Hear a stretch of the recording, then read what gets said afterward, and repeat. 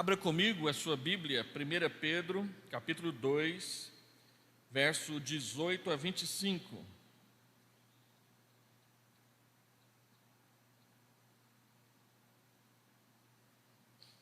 Primeira Pedro, capítulo 2, verso 18 a 25. Nós estamos trabalhando neste segundo semestre, nessa classe, Por que sofremos? Estamos usando as referências, as 6 referências de 1 Pedro que tratam sobre o sofrimento. Depois que nós terminarmos essa pequena série de 6 exposições em 1 Pedro, faremos uma nova série de 6 exposições também no livro de 2 Pedro, sob o tema Fortalecendo a Fé dos Irmãos. 1 Pedro, capítulo 2, versículo 18: Servos, sede submissos com todo o temor ao vosso Senhor, não somente se for bom e cordato, mas também ao perverso. Porque isto é grato que alguém suporte tristezas, sofrendo injustamente por motivo de sua consciência para com Deus. Pois que glória há, se pecando e sendo esbofeteados, por isso suportais com paciência? Se entretanto, quando praticais o bem, sois igualmente afligidos e o suportais com paciência, isto é grato a Deus.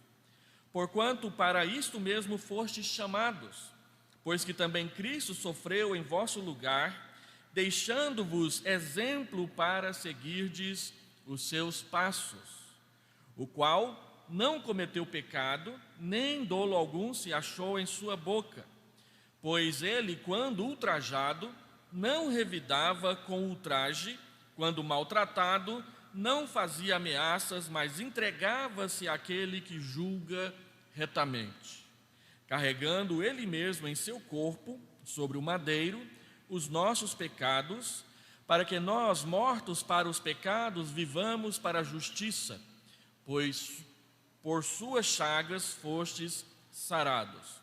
Porque estáveis desgarrados como ovelhas, agora, porém, vos convertestes ao pastor e bispo da vossa alma. Vamos orar.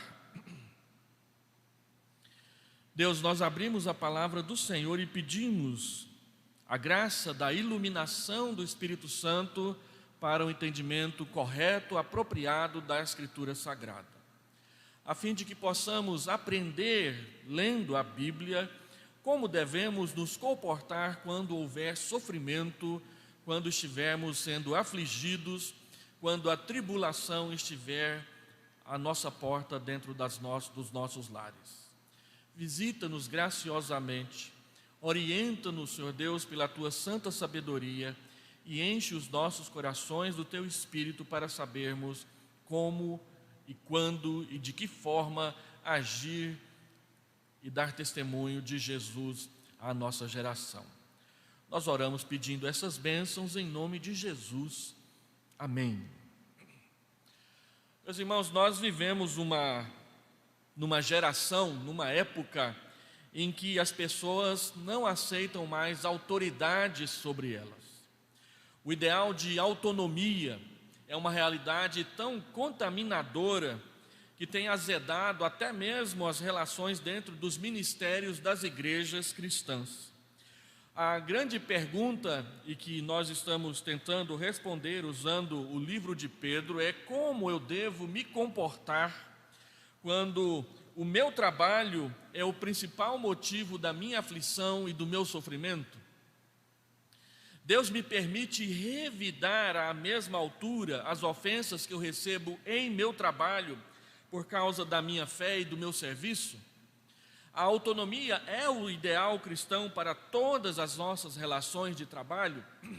Será que cada um de nós deve ser patrão de si mesmo, mesmo quando tem que prestar contas a outras pessoas que Deus colocou sobre nós com autoridade? Então, o ensino bíblico parece não aprovar muito o que tem sido a atitude e as queixas de muitos cristãos quanto ao seu trabalho e também o motivo e a razão de tantos atritos nas relações trabalhistas entre patrões e empregados. É claro que a Bíblia diz e nos autoriza a buscar tempos melhores, buscar relações melhores, mas a Bíblia nunca ensina e nunca autoriza fazermos da subversão e da intriga e da briga a forma de nós alcançarmos esses direitos e essas bênçãos para nós. A proposição da nossa aula nessa manhã é mostrar que Pedro ensina que o sofrimento ele faz parte da vocação cristã. Então, quando você constrói o seu comportamento, a sua forma de agir, você precisa levar em conta, considerar e saber que uma medida de sofrimento poderá compor as suas ações, as suas atitudes e até mesmo as reações às suas ações e atitudes, não porque você é um funcionário infiel, um mau trabalhador, mas exatamente pelo contrário. A Bíblia ensina que porque nós temos um compromisso com uma moralidade elevada, de honestidade, de respeito, de não querer passar a perna em ninguém nas nossas relações, não fazer da mentira o nosso jeito de trabalhar, isso trará consequências e algumas delas poderão acarretar sofrimento para a vida de um dos cristãos. Eu me lembro quando eu cheguei em Goiânia, há mais de 20 anos atrás, e comecei a trabalhar em uma igreja aqui na cidade. Na igreja tinha um adolescente, hoje ele é presbítero da igreja, que tinha acabado de ser demitido porque o seu patrão havia ordenado que ele contasse uma mentira a fim de levar vantagem em um negócio. E ele disse: olha, eu sou cristão, eu não posso fazer isso, eu não vou fazer isso. E o patrão disse: se você não fizer, você está demitido, então pode me demitir. E ele foi demitido, e logo depois Deus abriu uma porta de um emprego bem melhor para ele, onde ele não precisasse fazer dessas artimanhas no seu trabalho. Quantas vezes no comércio, na prestação de serviço, nas negociações, até mesmo no mundo do ensino, nós somos pressionados a falar, a fazer, a tomar atitudes que denigrem o nome de Jesus Cristo e que vão contra os princípios da palavra de Deus, e as pessoas se alegram com isso, mas a Bíblia diz que os cristãos não devem se alegrar com esse tipo de comportamento e nem participar deles e nem ser coniventes com esse tipo de coisa.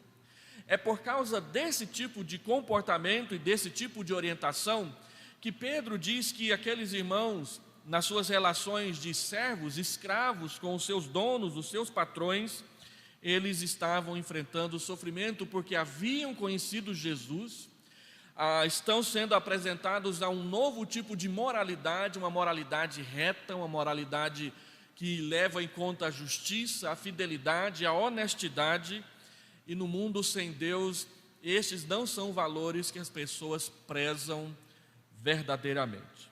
Então eu quero mostrar duas questões relacionadas ao fato de que para nós cristãos, o sofrimento faz parte da vocação exatamente por causa do tipo de comportamento que Deus espera que nós venhamos assumir na nossa conduta. Primeiro ensinamento do texto, versículo 18 até o versículo 21, Pedro diz que nós devemos ser submissos mesmo àquela liderança que é perversa. A submissão, o respeito à autoridade é um valor para nós maior do que simplesmente as comodidades, as convenções sociais que estão ao nosso redor. Observe que o texto é uma exortação aos servos. A palavra servos aqui, ela quer dizer exatamente o que está aqui. Pedro está falando àqueles crentes, membros da igreja, que são escravos. Quando o cristianismo começou a crescer na época do Império Romano, grande parte da população do Império Romano era uma população de escravos. Uma estatística diz que cerca de 70% da população do Império Romano, do imenso Império Romano, era composta de escravos. pessoas que haviam sido conquistadas e derrotadas em campos de batalha. Quando nós falamos em escravidão aqui no Brasil, nós pensamos simplesmente na escravidão do branco sobre o negro, porque essa foi a nossa experiência. Mas na antiguidade, a escravidão era daquele que conquistava sobre aquele que foi conquistado. Então tinha muita gente que era da mesma cor da pele, que era escravo de outras pessoas. Boa parte dos cidadãos do Império Romano era formado por pessoas e até mesmo nações escravizadas pelo Império. Vocês se lembram que os judeus estavam debaixo de ocupação do Império Romano. Embora houvesse uma certa liberdade, haviam inúmeros limites que o governo romano havia imposto sobre a sociedade judaica e que eles deveriam cumprir, especialmente uma pesada carga de impostos, muitos deles injustos e bastante corrupção nessas relações de dominador e dominado. Então Paulo escreve aos servos, aqueles que, sendo escravos, estando vivendo debaixo de uma condição de escravos, haviam sido convertidos a Cristo e agora estavam procurando obedecer ao Evangelho. Pedro diz que esses servos devem manter um padrão de submissão. Ele diz: sede submissos, com todo temor, ao vosso Senhor, não somente ao que for bom e cordato, mas também ao perverso. A Bíblia diz que nós devemos, por princípio, reconhecer a autoridade. A submissão não é um ideal cristão somente para a relação marido e esposa dentro do casamento cristão. A submissão é também o padrão cristão para todas as reações de trabalho e também de prestação de serviços que nós cristãos oferecemos às outras pessoas. Então, não entrando na questão da libertação da escravidão, esse é assunto para um outro tipo de palestra, o que Pedro está dizendo para os cristãos é que, sendo eles escravos, eles devem manter um padrão de obediência, de responsabilidade e de educação e de serviço, mesmo diante do tipo de escravidão que eles estão vivendo. Pedro reconhece e mostra aqui que existem certos senhores de escravos que são bondosos, que são educados, mas que essa não é a regra. Por princípio, nós aprendemos que a escravidão sempre foi opressão. Então, muitas vezes e de muitas formas, as pessoas trabalhavam debaixo de severas condições de trabalho e até mesmo de castigos gratuitos e certamente, não poucas vezes, mas na maioria das vezes, o uso de violência desnecessária e maldosa diante das pessoas.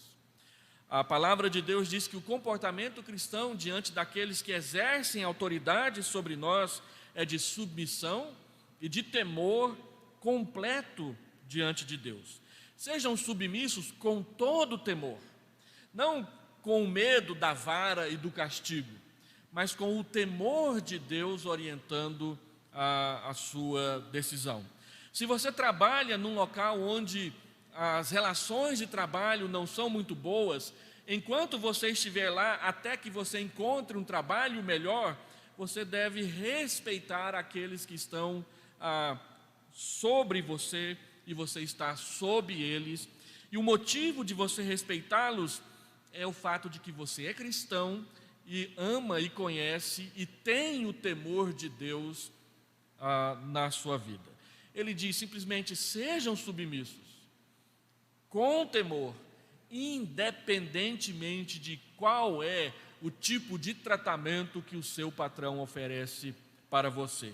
Existem aqueles que são bons, que nos tratam bem, que são educados, que conversam com a gente, e existem aqueles que são perversos. A palavra perverso aqui no texto, ela é uma palavra forte e é importante, porque ela nos remete diretamente para Romanos, capítulo 1, versículo 18.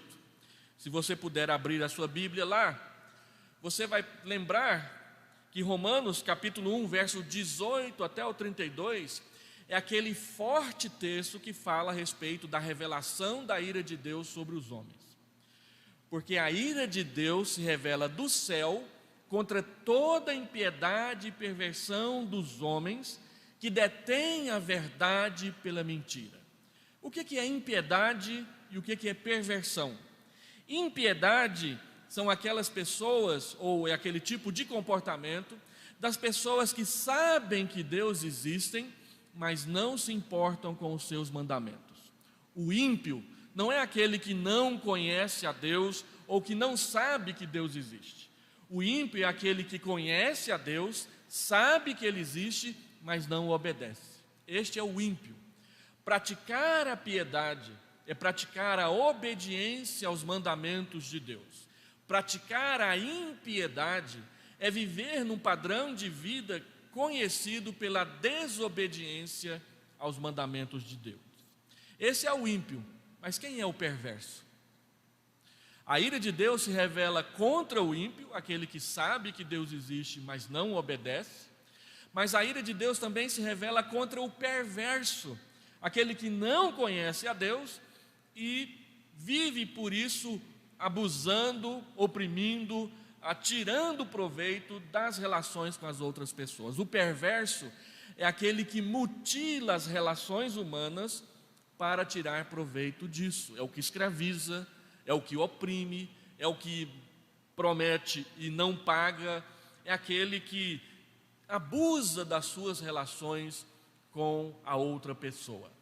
O perverso é aquele que trata mal aquele que o tratou bem. O perverso é aquele que mente e engana para que o outro continue fazendo e lhe prestando favores. Então, a perversidade ou a perversão é exatamente essa mutilação das boas relações humanas. A Bíblia diz que Deus, Ele revela a sua ira do céu contra os perversos. E esse mesmo Deus que revela a sua ira contra os perversos, diz que nós devemos ser submissos aos nossos patrões, mesmo se eles forem perversos. Mesmo se eles forem desonestos, mesmo se eles forem opressivos, até que seja possível mudar essa relação. A palavra de Deus diz que enquanto você estiver ali, não é que você vai se resignar, aceitar isso puramente, mas você não mudará a sua forma de tratar, porque o outro te trata com uma relação desvirtuada, maligna, maldosa e muitas vezes covarde. O texto mostra que Deus requer de nossa submissão, mesmo quando os nossos patrões não são cristãos, nem mesmo bons e educados. Pelo contrário, a perversidade, como eu falei, é a subversão de todo bom tratamento para com as outras pessoas. Mesmo assim, Deus não nos dá permissão para procedermos de igual maneira contra quem é perverso conosco. O que a Bíblia está dizendo? Que se alguém te trata com perversidade, você não vai pagar na mesma moeda. Então tem patrões que são perversos e eles administram funcionários também perversos.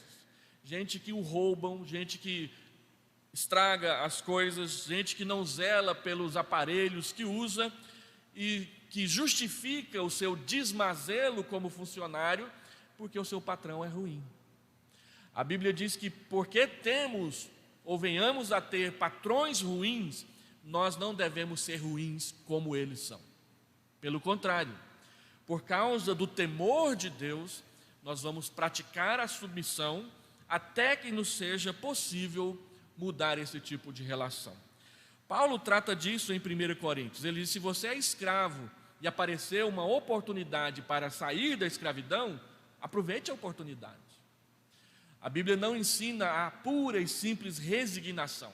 Se há possibilidade de mudar a situação, vamos mudá-la, mas não vamos fazê-lo usando as mesmas ferramentas que os perversos e maus usam para fazer. As nossas armas, elas são outras. As nossas armas, elas vêm daquilo que aprendemos na Escritura e não daquilo que nós vemos os outros praticando ao redor de nós. Porque o meu concorrente mente, então eu também vou mentir. porque o meu concorrente, ele trapaceia, então eu também vou trapacear. A Bíblia diz que nós cristãos não devemos proceder dessa maneira. Nós devemos manter um padrão de moralidade, de honestidade, de justiça, de fidelidade, inalterado, independente de quem são as pessoas com as quais nós nos relacionamos. Então, por que Pedro diz que nós devemos ser submissos? Ele diz que é por causa da nossa consciência diante de Deus, versículo 19. Ele então diz que devem ser submissos porque isto é grato. A submissão, por causa do temor de Deus, é grato que alguém suporte tristezas, sofrendo injustamente por motivo da sua consciência para com Deus. Então, quando Pedro diz isso, ele esclarece para nós qual é a razão do sofrimento no trabalho. A razão do sofrimento no trabalho é você manter um padrão de trabalho honesto, justo, verdadeiro, quando a desonestidade, a perversidade, a injustiça foram introduzidos para pressionar você a fazer do mesmo jeito. O sofrimento aqui não é o sofrimento de ter que trabalhar todos os dias, mas é o sofrimento por causa da pressão para um tipo de trabalho que Deus não aprova, sendo você uma pessoa que ama, teme e serve a Deus. Pedro está dizendo então que o sofrimento faz parte da nossa vocação por causa do tipo de comportamento que Deus determina e espera que nós pratiquemos quando estivermos trabalhando. O motivo do sofrimento é a nossa consciência para com Deus aplicada ao nosso trabalho. Se eu vendo, então eu vou vender com honestidade, eu vou vender com um bom atendimento, eu vou atender a pessoa sendo justa para com aquilo que ela quer saber sobre o meu produto. Por isso que Lutero dizia que se eu não quero mentir no meu trabalho, então eu preciso fazer o meu trabalho da melhor forma possível. Se eu sou um sapateiro, então eu preciso aprender a fazer o melhor sapato que eu conseguir fazer, para que eu faça uma boa propaganda do meu produto. E não eu faça um sapato de qualquer jeito e depois seja obrigado a mentir para que as pessoas comprem o meu produto. Faça o melhor. A Bíblia ensina que nós devemos ter sempre um compromisso com a excelência. E um compromisso com a excelência não é um compromisso com a propaganda, é um compromisso com uma boa prestação de serviço, que vai fazer com que a pessoa queira o meu serviço outra vez, porque ele é bom, não porque ele foi mais barato, ou porque eu menti, enganei e ofereci certas vantagens inadequadas, inapropriadas em cima do meu trabalho. Então Pedro levanta uma pergunta: qual que é a vantagem de sofrer por ter pecado? Se é para sofrer, vamos sofrer fazendo o que é certo, não porque fizemos o que é errado. E é exatamente essa questão que ele levanta aí no versículo 20.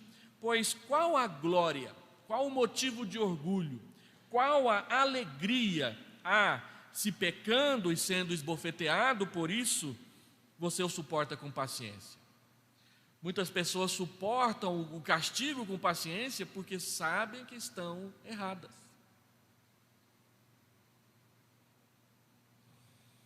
Então ele está dizendo, não seja assim.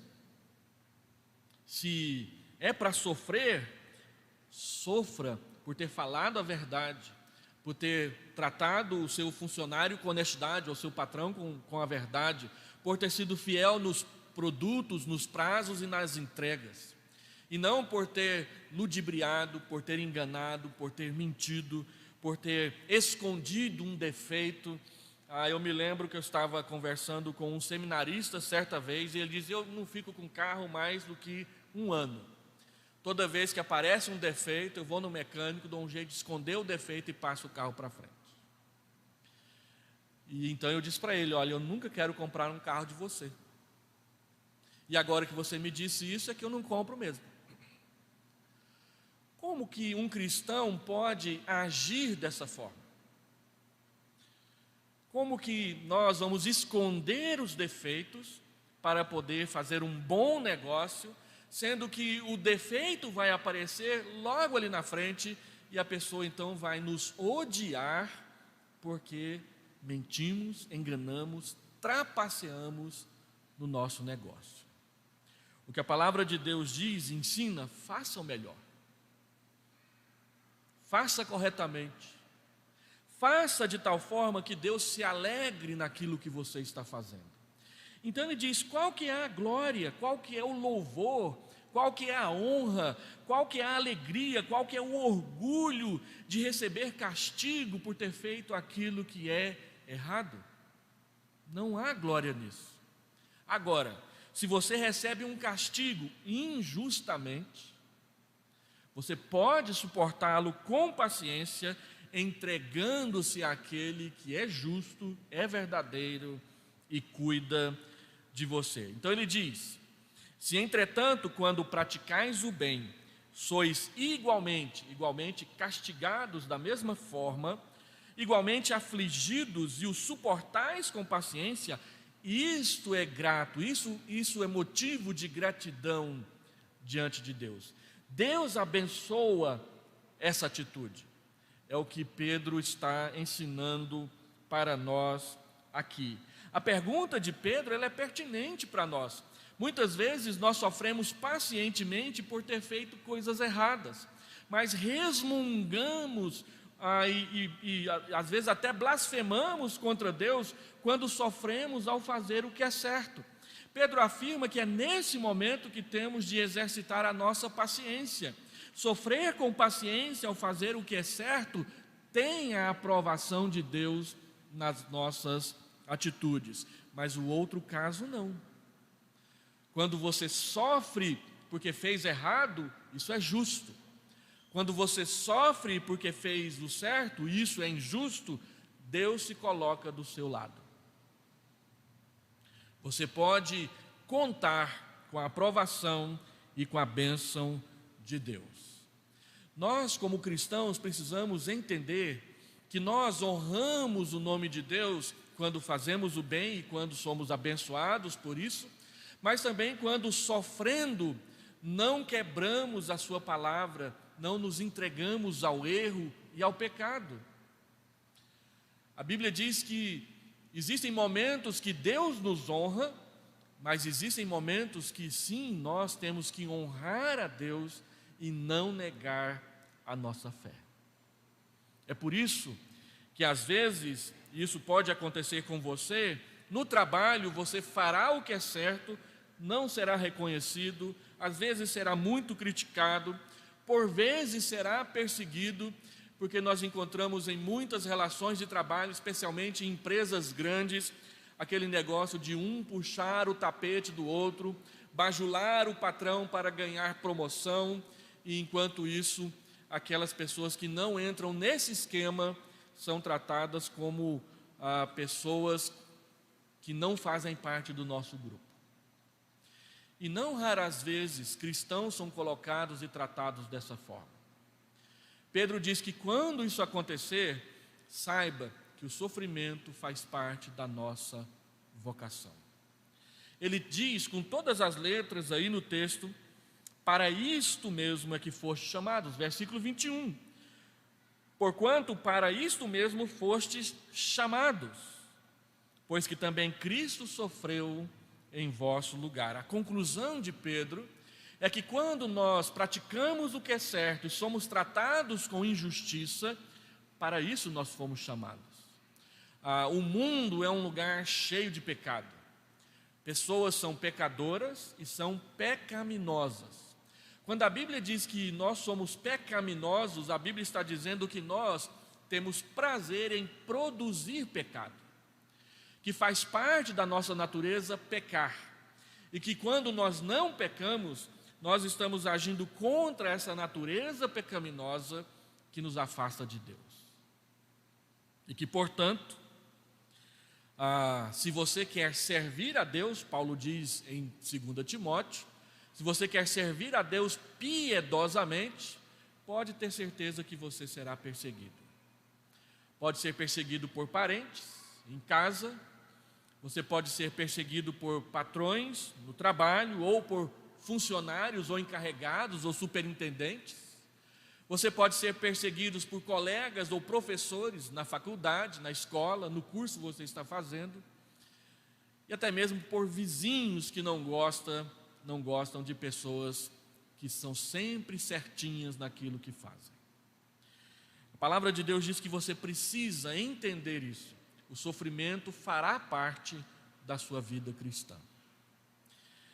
E a questão é, nós fomos vocacionados para sofrer, ou a nossa vocação incluirá o sofrimento? As duas coisas. Deus sabe que nós sofreremos. Então, quando Ele nos vocaciona para uma estrada, para uma caminhada, em que o sofrimento estará presente inúmeras vezes. E você precisa aceitar isso, se você quer andar com Jesus, porque Ele disse: se alguém quer vir após mim, a si mesmo se negue, tome a sua cruz, tome o seu sofrimento e me siga. Não há uma jornada diferente para aqueles que amam e servem a Deus. Este é o primeiro ensinamento. O segundo, então, que nos ajuda a aceitar essa vocação, é a constatação de que Cristo é o nosso modelo e exemplo no sofrimento, versículo 21 até o versículo 24. Observe o que ele diz aí. Ele diz: porquanto para isto mesmo foram chamados, pois, a expressão pois é uma conclusão e é também uma explicação, pois que também Cristo sofreu em vosso lugar, deixando-vos exemplo para seguirdes os seus passos. Pedro está dizendo que Cristo é o nosso exemplo, em todas as coisas, também na melhor maneira de sofrer, na melhor maneira de encarar o sofrimento. Cristo encarou o sofrimento por nossa causa. É muito forte as palavras de Hebreus capítulo 12, quando diz que Jesus Cristo não fez caso da ignomínia por nossa causa. Você já leu no dicionário o significado da palavra ignomínia? Certamente você sabe o que é a palavra vergonha, que é aquele sentimento de que você foi pego em alguma coisa errada, ou que você está sendo colocado numa situação desconfortável. A ignomínia é a vergonha pública, da qual você não tem como se defender. Então Jesus, ele passou por ignomínia sem ter feito nada de errado. Ele foi exposto publicamente como um criminoso, por isso ele foi crucificado, e ele foi exposto publicamente açoitado, machucado e nu. Nós vemos filmes de Jesus em que ele é crucificado usando fraldas, mas na verdade ele foi crucificado nu. Foi colocado diante de todos os olhos masculinos e femininos, açoitado, espancado, cuspido e nu. Ele fez todo aquele trajeto do qual ele carregou a cruz, nu, diante dos olhos de todos. A Bíblia diz que isso é ignomínia, você é exposto publicamente sem ter como se defender. E o que a Bíblia diz, e é o mais forte na declaração de Hebreus, é que Jesus não fez caso disso, ele não se importou. Ele esteve nu diante de todos, exposto vergonhosamente, com uma acusação falsa de que ele era um subversor, um agitador público. Foi crucificado, que era o pior tipo de condenação para um criminoso no Império Romano, sendo inocente. E a Bíblia diz que por nossa causa, por sua causa, por minha causa, ele não fez caso disso. Ou seja, ele encarou e aceitou todo o sofrimento para nos libertar das nossas culpas, dos nossos pecados, da nossa situação de perdição diante de Deus. Para nos salvar, esse era o seu propósito, ele aceitou passar por todo o sofrimento que ele passou.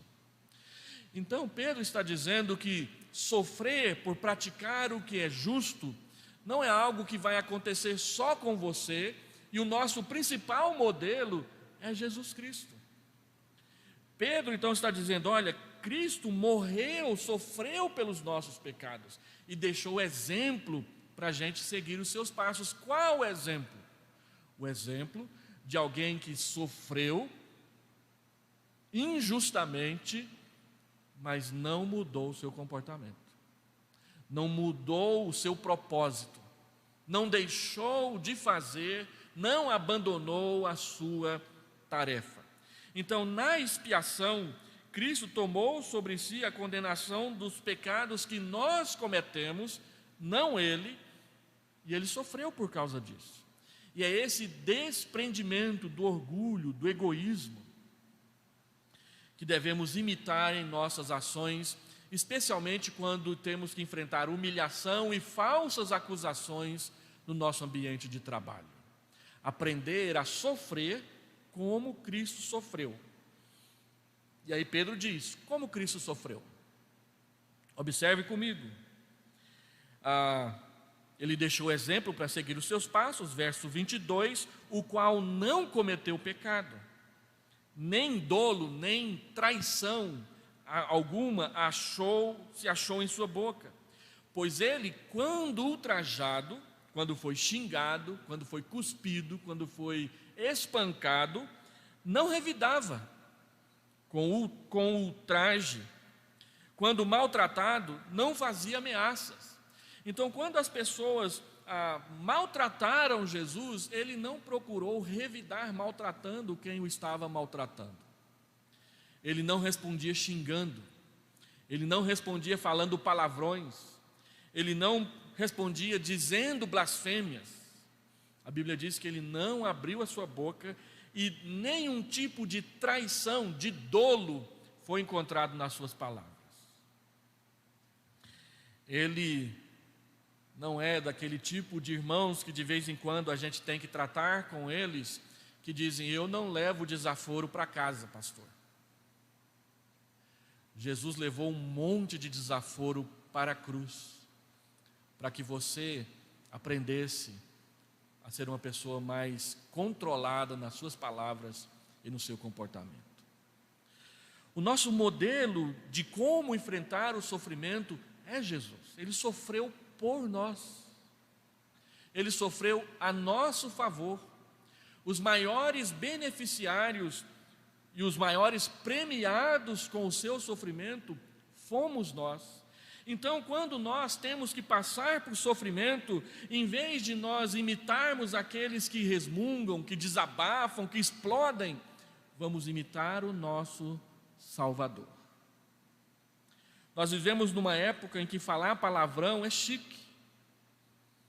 E aí, a cada dia que passa, os filmes, as novelas da televisão vão introduzindo mais e mais palavrões. Tem filmes norte-americanos de Hollywood que não dá mais para assistir. É palavrão do começo ao fim. E eu assisto 5 minutos, quando os palavrões começam a aumentar demais, esse não vai dar para assistir.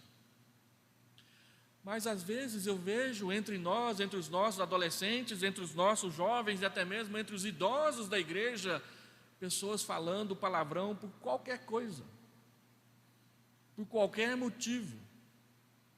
Nós que somos motoristas do trânsito, então, outro dia eu fui repreendido por um pastor amigo meu, porque ele disse que eu murmuro demais quando eu estou dirigindo. E eu tenho que reconhecer que é verdade. Mas eu não falo palavrão. Mas já fui conduzido de um aeroporto para uma igreja, por presbíteros, por diáconos, por pastores que falavam palavrão o tempo inteiro no trânsito. A gente acha comum xingar, revidando, ou até mesmo um erro que aconteceu, que a pessoa fez e nem percebeu, e a gente acha que xingar, falar, esbravejar, murmurar, blasfemar é normal, é cultural. Eu me lembro de um adolescente que falava palavrão o tempo todo e nós o repreendemos, fomos conversar com seu pai. Meu pai disse: é normal, pastor, é a cultura. Mas nós não somos contra a cultura?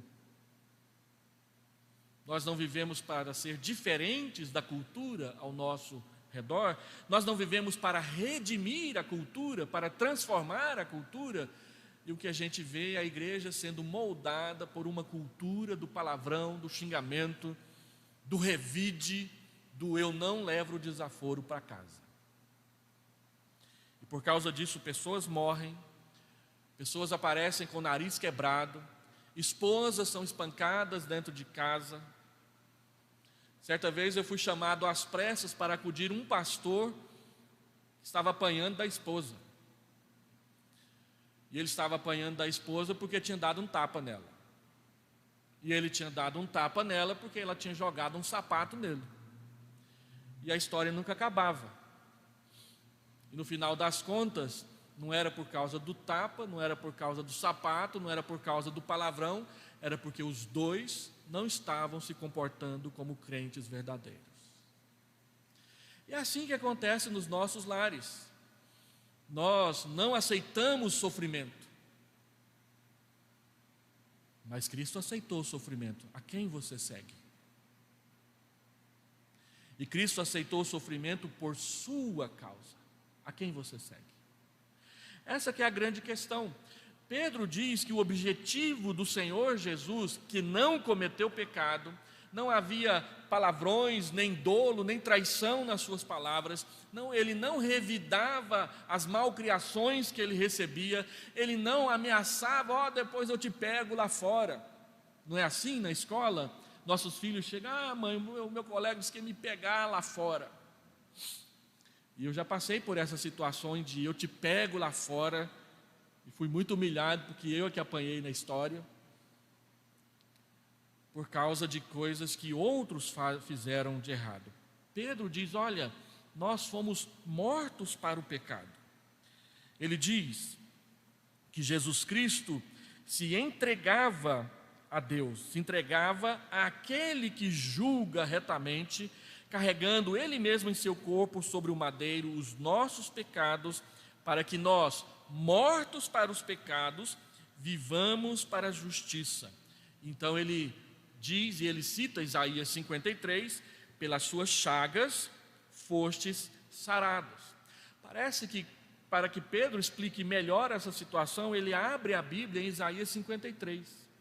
Algumas das afirmações de Pedro aqui, você as encontra naquele famoso texto do Cântico do Servo de Isaías 53. Cristo é o nosso modelo de sofrimento. Assim como às vezes você enfrenta sofrimento injustamente, Cristo também enfrentou sofrimento injustamente. Então, como eu devo me comportar quando estiver sofrendo injustamente? Eu devo me comportar como Cristo se comportou. Ele deixou exemplo para eu seguir os seus passos. Morrer para o pecado é não deixá-lo determinar o nosso comportamento. Não é o pecado que vai determinar o nosso comportamento, é Cristo quem vai determinar o nosso comportamento. Pedro diz: olha, no passado vocês eram como ovelhas desgarradas, mas agora vocês foram convertidos a Cristo, e Ele é o pastor das nossas almas. Para onde o pastor das nossas almas nos conduz? Pastos verdejantes, águas tranquilas. Ainda que eu tenha que atravessar o vale da sombra da morte, não vou ter medo, porque tu estás comigo. Deus estará do seu lado quando você tiver de enfrentar sofrimento injustamente. Deixa eu fazer aqui algumas aplicações. A maior contribuição do cristianismo ao sistema trabalhista é a honestidade que promove a estabilidade e a confiabilidade na relação de custo-benefício de qualquer negócio. Qual que é a contribuição cristã para a vida do trabalho? A justiça, a honestidade, a fidelidade, a transformação do caráter de pessoas ruins e más em pessoas boas e trabalhadoras. As recentes propagandas contra a pirataria, elas são a demonstração cabal de que esse princípio cristão é verdadeiro. É muito interessante você ligar a sua televisão e aparecer crianças dizendo que o certo é sempre o certo e que o errado é sempre o errado, numa sociedade que idolatra a relativização de que uma coisa de vez em quando é certa e outra coisa de vez em quando é errada. Por que que a mídia agora está investindo pesado numa propaganda que valoriza a honestidade? Porque eles perceberam que isso dá prejuízo para eles. Eles ainda não enxergaram que isso é um princípio universal e não só um princípio que deve reger quem quer ter lucro. O certo é sempre certo, o errado é sempre errado.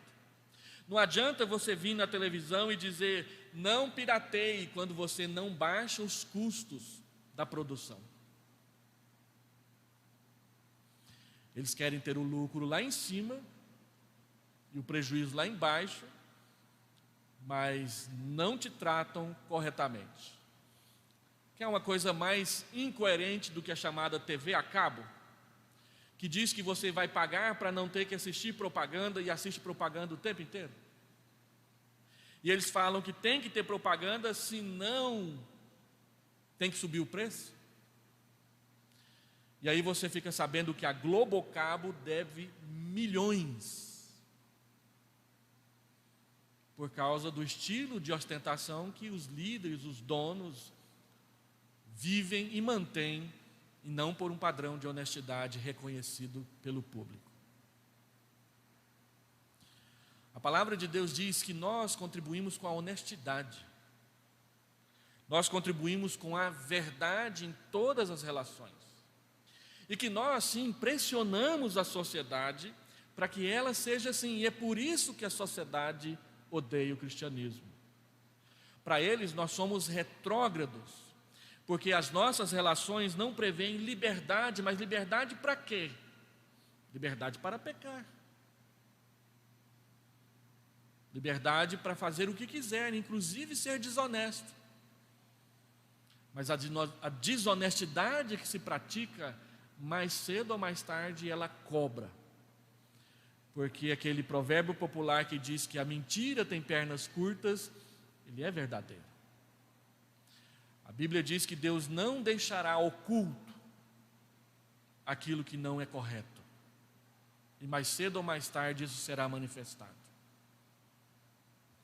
Então é melhor sofrer fazendo o que é certo, porque goza com a aprovação de Deus e no dia do juízo Ele vai te elogiar em vez de te condenar, do que tentar levar vantagem agora e passar toda a eternidade se lamentando por isso. Segundo, pelo que você que está aqui nessa manhã e está nos assistindo pela internet prefere sofrer? Por fazer o certo ou por fazer o errado? Essa é uma pergunta que Pedro levanta e ela é retórica. O que é uma pergunta retórica? É aquela pergunta que na pergunta já traz a resposta. Então, pelo que eu prefiro sofrer? Eu prefiro sofrer pelo que é certo. Mahatma Gandhi foi conhecido internacionalmente pelo seu pacifismo. E boa parte do pacifismo de Mahatma Gandhi ele aprendeu lendo o Sermão do Monte de Jesus Cristo. Mahatma Gandhi foi preso inúmeras vezes como um agitador social, simplesmente porque ele dizia que certa coisa não estava certa, ele ia lá e se sentava no meio do asfalto e ficava ali atrapalhando o trânsito. E aí várias pessoas vinham e se sentavam com ele, atrapalhavam ainda mais o trânsito. Então eles eram presos. E um repórter em inglês chegou para ele sarcasticamente e perguntou: você não tem vergonha de sofrer desse jeito? Porque os soldados os tiravam ali com cacetetes, batendo, e alguns eram até mortos à bala. E ele diz: se eu tenho que sofrer, então eu vou sofrer pelo que é certo, não pelo que é errado. Este governo tem oprimido o meu povo, então eu vou combatê-lo sem agredi-lo, e eles vão ter que ceder. Foi assim que em 1948 a Índia conseguiu a independência da Inglaterra, sem dar um tiro de bala, com o pacifismo de Mahatma Gandhi, que é um hinduísta, mas que entendia que se era para sofrer era para sofrer pelo certo. E esse é um princípio bíblico. Nós cristãos, se tivermos que escolher, vamos escolher sofrer fazendo o certo, não fazendo o errado. E por último, nunca se esqueça, Jesus Cristo é o seu exemplo para tudo. Tudo o que você precisar, Jesus Cristo é o seu exemplo. Deixa eu falar um pouco aqui sobre revelação. Nós cremos na revelação que Deus nos dá nas Escrituras. Nós chamamos isso de revelação especial. Nós entendemos que existe a revelação natural ou revelação geral, que é a revelação que Deus faz de si mesmo pelas obras da criação. O sol, a lua, as estrelas, as cachoeiras, os pássaros, os animais, o ar, os rios, tudo isso é obra de Deus. E nós entendemos que isso testemunha a presença do Criador através da sua criação. Mas nós cremos que a revelação geral não é suficiente para trazer o conhecimento de Deus e a salvação para as pessoas. Ela é suficiente para condenar, porque a criação mostra que há um Criador, sem dizer exatamente qual é. Para que nós saibamos qual é o Criador, nós precisamos da revelação especial. E a revelação especial nos é dada de duas formas: na Escritura e em Jesus Cristo. Colossenses capítulo 1, verso 15, diz que Jesus Cristo é a expressão exata do ser de Deus. E Jesus disse para um dos seus apóstolos: quem olhar para mim, olhará para Deus, verá a Deus, porque eu e o Pai somos um. Então, Jesus Cristo é Deus encarnado. Jesus Cristo é o máximo, é o ponto alto, mais elevado da revelação de Deus a nós. A Escritura é a verdade, a Escritura nos apresenta Cristo, a Escritura nos explica Cristo, mas a Escritura não é Cristo. A Escritura é um instrumento que Cristo usou. Nós cremos que é infalível, nós cremos que é inerrante, exatamente porque expressa a vontade e o caráter de Deus nas suas palavras. Mas a Escritura não se encarnou, a Escritura não comeu e nem bebeu, a Escritura não teve fome e nem sede, a Escritura não teve de lidar na prática com o pecado, como Jesus Cristo, que é Deus e é homem, teve de lidar. Então, quando nós falamos de um modelo prático, Cristo é a Escritura sendo aplicada momento após momento. E a Bíblia diz que Jesus Cristo não veio para revogar a lei, mas ele veio para cumpri-la, de modo que no comportamento de Jesus Cristo nós vemos a Escritura funcionando na vida prática de uma pessoa. Qual é o nosso modelo? O nosso modelo é Jesus. Quanto mais conhecermos Jesus, mais aprenderemos a nos comportar do jeito que é agradável a Ele. E a Bíblia diz que quando Deus transforma o nosso caráter, Ele o faz pelo modelo de Jesus Cristo, porque Jesus Cristo é a imagem do Deus invisível. O que eu quero dizer com isso? Eu quero dizer que Cristo é o nosso modelo para tudo. Nas nossas conversas, nas nossas ações e nas nossas reações, quando somos provocados, como somos submetidos à humilhação, à pressão, quando nós somos tentados, quando nós somos provados. Cristo mostra no que está relatado sobre Ele aqui na Escritura, como devemos nos comportar diante de todos os desafios que são colocados diante dos nossos olhos. E aí nós aprendemos com Ele como devemos agir. O sofrimento faz parte da nossa vocação. E Cristo é o nosso modelo para saber como lidar com o sofrimento.